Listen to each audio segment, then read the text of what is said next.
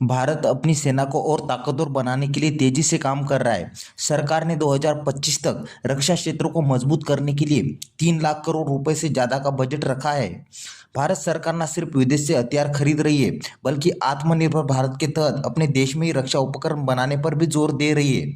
हाल ही में रक्षा मंत्रालय ने 1 लाख करोड़ रुपए से ज्यादा की बड़ी डिफेंस डील को मंजूरी दे दी है। इसमें 12 माइन काउंटर शिप्स और 6 क्विक रिएक्शन मिसाइल सिस्टम यानी QRSAM शामिल है, जो दुश्मन के हवाई हमलों से तुरंत जवाब देने के लिए तैयार रहेंगे। हालांकि सरकार बड़ी घोषणाएं कर रही है, लेकिन सेना की जरूरतें पूरी तरह से नहीं हो पा रही है। उदाहरण के तौर पर भारतीय सेना ने QRSAM यानी क्विक रिएक्शन मिसाइल सिस्टम की 11 रेजिमेंट मांगी थी, लेकिन सरकार ने सिर्फ 3 को ही मंजूरी दे दी है। इसी तरह वायुसेना की ज्यादातर मांगे भी पूरी नहीं हो पा रही है, यानी जरूरत और मंजूरी के बीच अभी भी एक बड़ा फर्क बना हुआ है। सेना और वायुसेना दोनों को मिलाकर कुल 22 QRSAM रेजिमेंट की जरूरत है। इन पर करीब 1.12 लाख करोड़ रुपए का खर्च आता है, क्योंकि हर एक रेजिमेंट की कीमत करीब 6,000 करोड़ रुपए है। लेकिन सरकार ने सिर्फ कुछ रेजिमेंट को ही मंजूरी दे दी है। इससे साफ पता चलता है कि सेना की जरूरतें और सरकार का बजट आपस में मेल नहीं खा रहा है, और यही वजह है कि डिफेंस प्लानिंग और फंडिंग के बीच तनाव बना हुआ है। QRSAM यानी quick reaction surface to air missile system Bharat की एयर डिफेंस के लिए बहुत जरूरी है।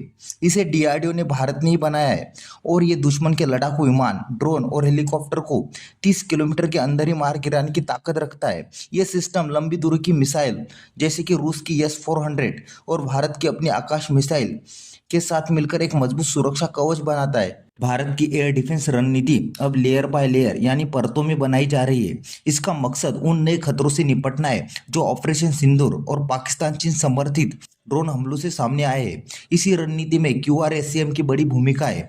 इसे बेबी S-400 भी कहा जाता है, क्योंकि ये तेज, लचीली और नजदीक से आने वाले खतरों को तुरंत जवाब देने वाली ढाल की तरह काम करता है।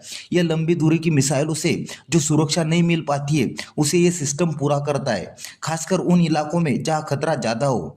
एक तरफ भारत अपनी मिसाइल डिफेंस को अपग्रेड कर रहा है, तो दूसरी तरफ लड़ाकू विमानों की खरीद भी जारी है।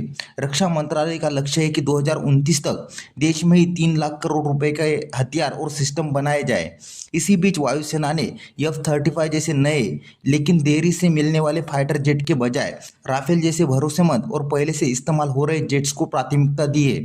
इससे यह साफ है कि भारत ऐसे हथियार चुन रहा है जो चीन और पाकिस्तान जैसे दुश्मनों के खिलाफ तुरंत इस्तेमाल किए जा सके, और जिनकी ताकत पहले ही साबित हो चुकी है। 2025 में भारत ने अपने डिफेंस सिस्टम को मजबूत करने के लिए बड़े स्तर पर काम कर रहा है।